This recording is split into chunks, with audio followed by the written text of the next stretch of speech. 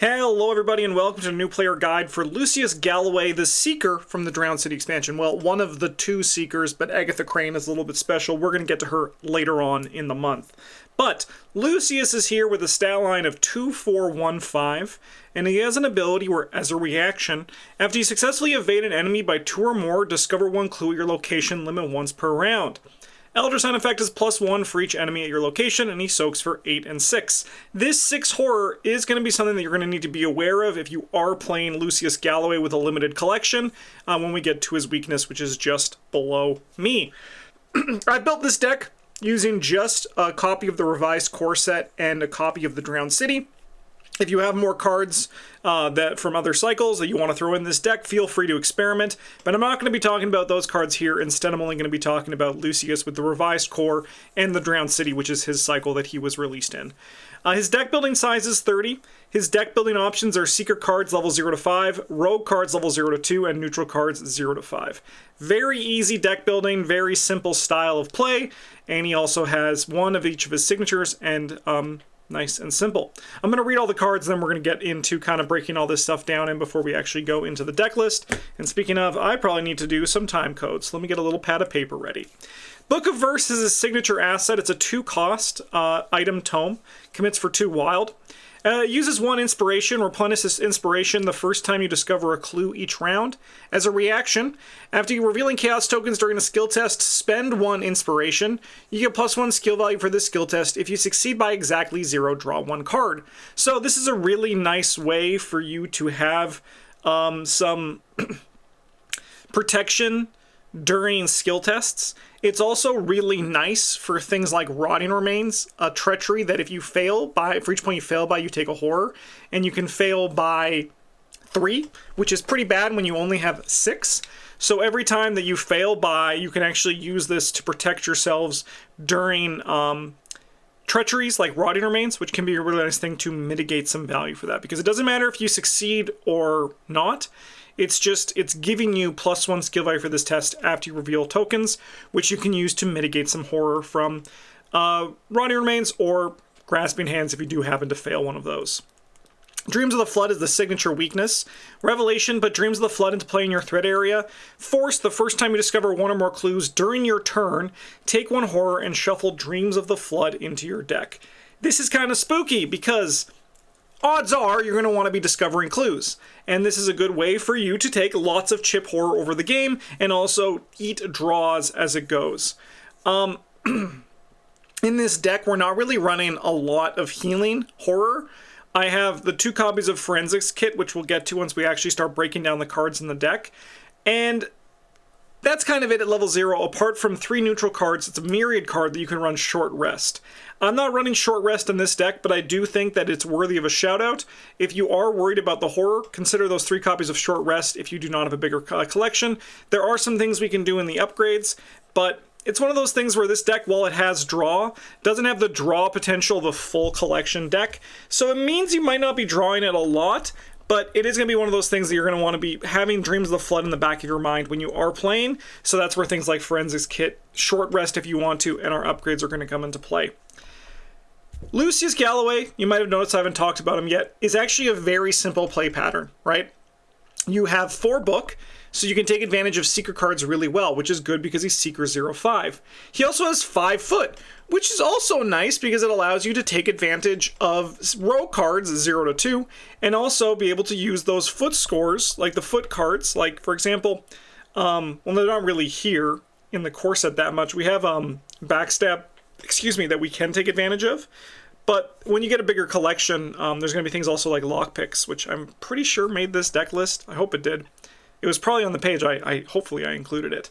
But it's one of those things where you can just do the normal stuff. But Lucius Galloway also has a payoff to evading, which means that if you are evading enemies, which you potentially want to be doing with some of the payoffs we have here, it allows you to discover clues if you succeed by 2 or more, which also Book of Verse is going to help you with. So Lucius Galloway, there's not much really to say about the guy himself. He is actually quite simple in terms of strategy.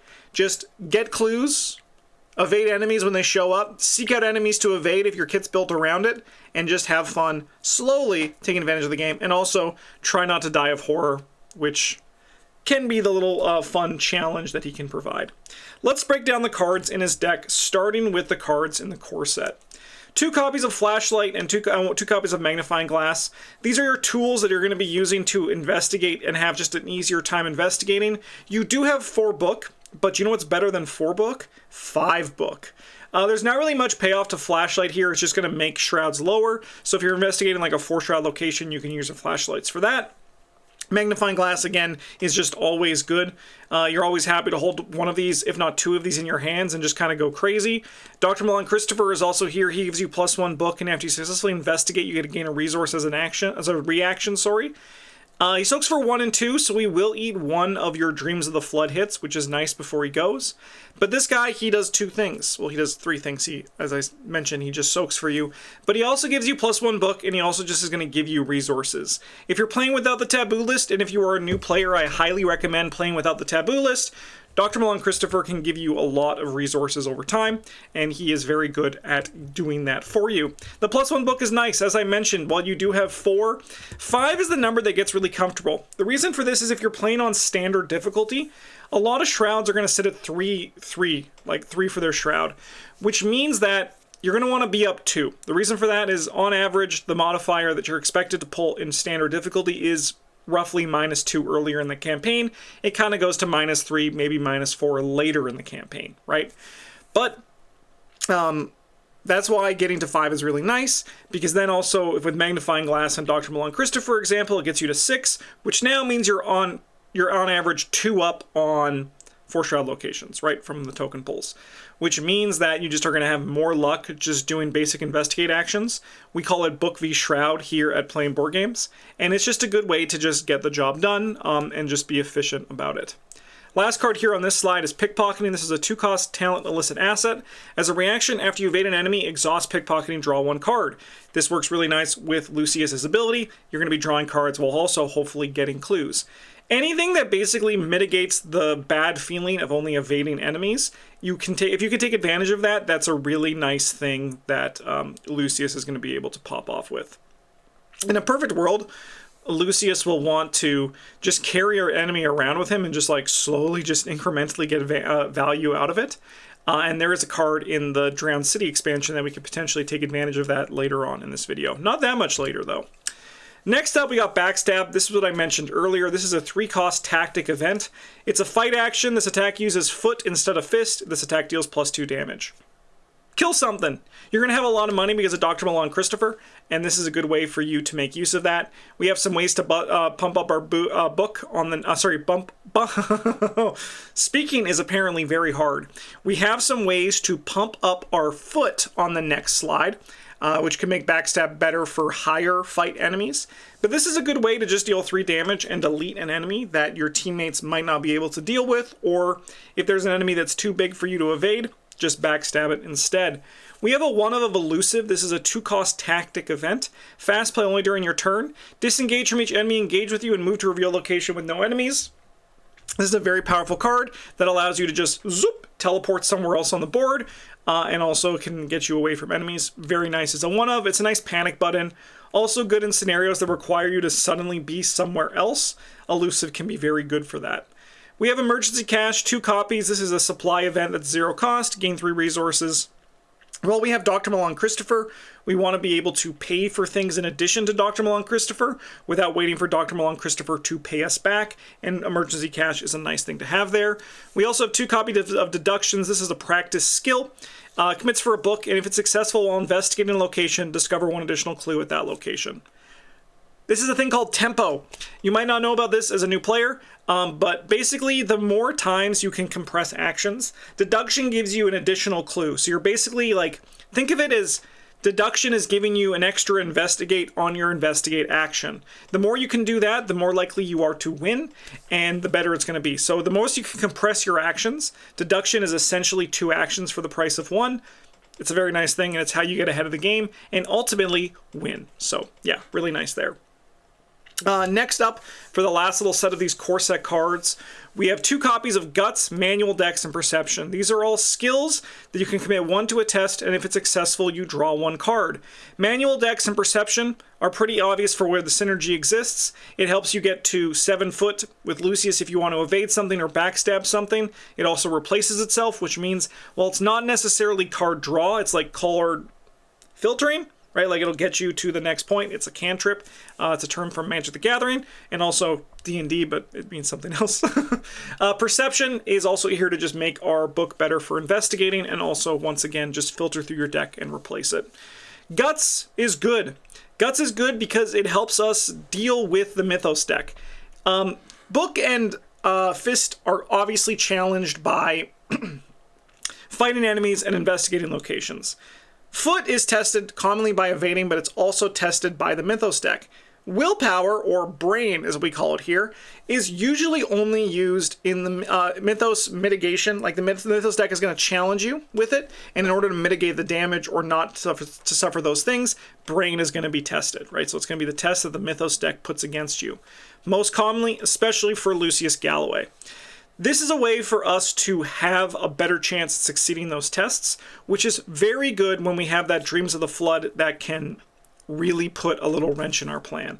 So an example situation, as I painted earlier, say you also have your Book of Verse in play, which is also a reason why if you really want to play around Book of Verse, consider also playing Research Librarian, because it is a tome, something to consider.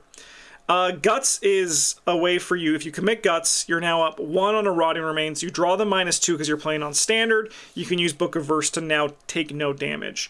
Additionally, this is just something that even if you don't have the Book of Verse in play, if you are up 2 on a Guts and draw a -2, you're now only taking 1 horror, which is a lot better than if you were testing 2 against a Rotting Remains, you don't commit a Guts, and then you draw a -2, and now you're taking 3 horror. So that's like where the power of Guts is, and why Guts is very good. On to the Drowned City cards, we have a lot of things to talk about here. First up are 2 copies of Forensics Kit. This is a 3-cost item tool science asset that takes up a hand slot. Uses 4 supplies. As an action, spend 1 supply, investigate. For this investigation, you may use book instead of book. So you may use foot instead of book, and you get +1 skill value. This is really nice. This allows us to investigate at 6. If you succeed and there is an exhausted enemy or location, heal 1 horror. This is going to be a way that we can use to get clues, but more importantly, this is ways for us to mitigate the the horror that Dreams of the Flood gives us. So this is something that while we can use this to get clues, optimally you want to be using this only for the turns where you can heal a bunch of horror if there's an exhausted enemy, which we have ways that we want to trigger and then also get payoffs for pickpocketing, and down below me, String Along. Dial of the Ancients is a 3-cost unidentified item of this. Unidentified, there's 1 each cycle, or there should be 1 each cycle. This one is, the goal of them is basically you have to translate or research the card before you can use the upgraded versions of it. So, limit 1 per deck, uses 0 charges as a reaction. After an enemy or location is evaded, which we want to be doing, place 1 charge on Dial of the Ancients. Then, if there are 4 more charges on Dial of the Ancients, record in your campaign log that you have calculated the Day of Reckoning. If you have that, you have calculated the Day of Reckoning. Not only do you know when the world's going to end and you can tell all your teammates, it also means that you can now do the upgraded version of it, so you need to research it. So we're going to look at the upgraded version. You're going to want to be aiming to do this in the first scenario if possible, so I would definitely look at keeping this in your mulligan and just trying to translate it, because then the sooner that happens, the sooner you can get the upgraded version into your deck, and the more you can do. Artistic Inspiration, 2-cost asset. We're running 2 of these. It's a talent. Limit 1 per investigator, uses 1 inspiration. As a lightning bolt, exhaust Artistic Inspiration and discard 1 card from your hand. Replenish 1 inspiration on this card. After revealing chaos tokens for a skill test you're performing, spend 1 inspiration. You get +1 or -1 skill value for this test. So this is very similar to Book of Verse, in the fact that it's here to help you bump up so you succeed by 2 by your ability, but it's also here to help make the Mythos deck less scary, which is a really nice way of dealing with the horror that Dreams of the Flood is going to give you, and also just generally keeps Lucius Galloway safe. I would look at keeping this charged up. We don't have like a lot of great card draw in this deck, so there is that consideration to have here. I mean, we do have a lot of great card draw if we have, like, everything in play, but first we need to draw those things and play those things, so I don't necessarily consider them to be a card draw engine, just kind of something we can do to get value over time. Speaking of value over time, it's finally time to talk about String Along, which is going to look very similar to Pickpocketing. This is a 3-cost talent asset. As a reaction, when you attempt to evade an enemy, exhaust String Along. For this evasion attempt, you get +1 skill value, and that enemy gains Alert. If you succeed, draw 1 card and do not disengage from that enemy. So very similar to Pickpocketing, but what this allows us to do is take advantage of things like Forensics Kit and then keep that enemy for next turn when we do want to evade it. If you don't know what Alert means, it means that it's basically retaliate for evading, right? If you fail this evade test, that enemy is going to attack you. So just something to be aware of, but your foot score is going to be so high that you're probably going to be okay to get through it. So just something to consider, though. Last card here from Drowned City, we have Where's the Party? This is a zero cost trick improvised event. Parlay. Search the encounter deck and discard a pile for a non-elite enemy and spawn an exhaust and engage with you. Draw cards equal to that enemy's combined damage and horror values. So, this is a great way for us to draw cards. It's a good way for us to find an enemy to start triggering our Pickpocketing and String Along, but it's also a great way for us to set up our Forensics Kit if we do need some horror healing. I think this is just a nice card. I think this is a card that's going to be played quite a bit from Drowned City, so it's good to get experience with it because you're probably going to be seeing it pretty often. Let's go on to our upgraded cards here. So these are all the upgraded cards in our pool.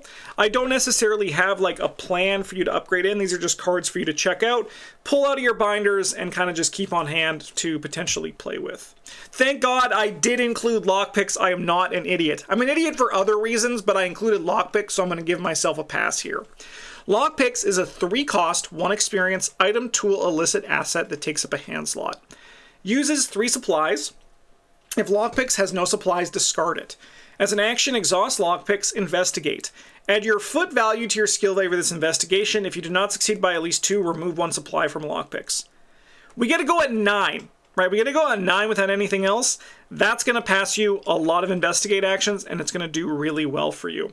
I don't think it's like super necessary. I think that Lucius has a lot of ways to get clues in, like to bump up his book and like just get clues. But it is really nice to like hold a lockpicks in one hand and switch between a forensic kit and a magnifying glass in the other. It's just a good way to just like ensure those high shroud locations are managed very well. Speaking of magnifying glass, there's an upgraded magnifying glass, 0 cost, 1 experience. Takes up the hand slot still fast. You get +1 book while investigating. As a lightning bolt, if there are no clues in your location, return magnifying glass to your hand. So the cost is reduced, and now you can bounce it back to your hand, which is actually can be relevant. It can matter for things like hand size. It can matter for things like if you want to play a forensics kit. If you just want to like swap things out in and out of your hands, magnifying glass is a really magnifying glass 1 is a very nice way to do that. Elder Sign Amulet here is a recommendation to help you mitigate some of that horror that Dreams of the Flood is going to give you. 3 experience, 2 cost, takes up the accessory, just soaks for 4 horror. That's 4 triggers of Dreams of the Flood. That's a really nice way to like stop that issue that the horror is going to be dealing you. However, it does take up your accessory slot, which currently competes with the Dial of the Ancients here. So we also have a Relic Hunter just down below me. 3 experience, permanent, you have 1 additional accessory slot. If you want to have accessories, Relic Hunter is the way to go. Last card here, we have Seeking Answers. Just investigate. If you succeed, discover 2 clues from among your location and connecting locations. 2 experience. Not necessarily a huge get, but it is like a late campaign upgrade if you do have some extra experience and you don't know what to do with it. It's more clues for less actions, so like deduction, it helps you just get tempo over time. On to the Drowned City experience cards. We're starting with the Antikythera. 3 cost, 5 experience, takes up the accessory slot. It's an asset. As a reaction, after you succeeded a skill test, exhaust the Antikythera. If you succeeded by exactly 1 or 3, discover a clue your location. That's really nice. That's more clues for less actions. Exactly 2 or 4, draw a card and gain a resource. That's really good. That's an upkeep phase for free.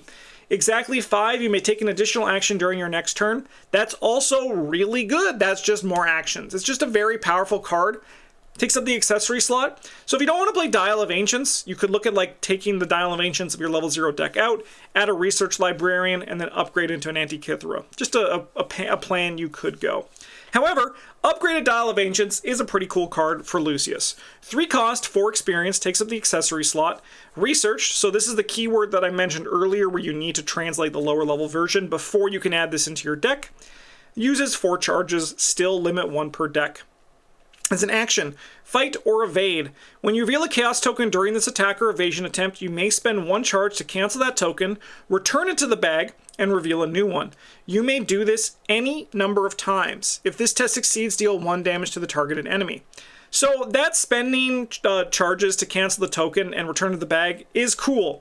But what we really like about this is it's for a way for us to evade, deal damage to the enemy, and then also get clues with our ability. So that's kind of like an end game build. We can try to focus towards this, which is before we were just evading and we would just get clues and draw cards. But now we can also slowly kill that enemy over time using the Dial of Ancients, Signs of Aberration, which is a really nice thing.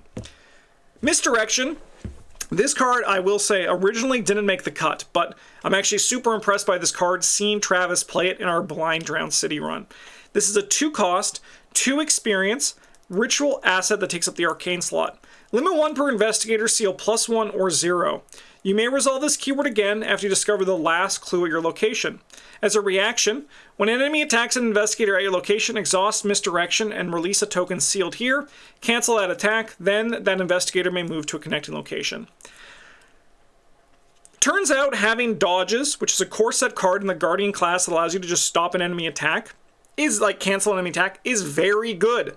Turns out it actually is just pretty nice to have. It allows you to change the pace of the game, and I think Misdirection I rated it a bit lower than it actually was. I think it's a good card. Lucius is in the art. It's not particularly great for Lucius compared to some cards where the Investigator is in the art, but it is still just a card that you could potentially grab. I think it's really nice. Speaking of a card that's just really nice, let's go on to Cosmic Revelation. 0 cost, 1 experience, Insight Spell Event. Choose even or odd. Each investigator reveals each non-weakness card in their hand with a cost matching the chosen option. In player order, each investigator may choose to either draw 1 card from their deck or play 1 card they revealed from their hand, paying its cost. This is just a nice workhorse card. I don't think it's particularly going to, like... Let me start again. I think it's a workhorse card, and I think the value is very easy to get from this card. If you have higher player counts, I think this is more of a priority. If you only have 2 players, I wouldn't put it up too high, but if you have 3 or 4 players, I think Cosmic Revelation is going to get a lot of efficiency for the team, and I think everyone's going to be very grateful when you do play it, so it's a nice addition there. Into our last 2 cards here from Drowned City. These are Specialist cards, which you can only take if you have a trait that matches the first line on the Specialist card. And because Lucius Galloway is both a Scholar and a Dreamer, we can play both of these cards. Dreams of Clay is a 1 experience, innate augury skill that commits for a wild. Artist, Clairvoyant, Dreamer, Performer, deck only. Commit only to a skill test on a Treachery. If this skill test is successful, put Dreams of the Clay into play in your into your play area instead of discarding it in your play area. As a reaction, when you draw a non-peril Treachery from the encounter deck, remove Dreams of Clay from the game, cancel its Revelation effect, and discard it. So this is essentially a Ward of Protection with a little bit of a delay.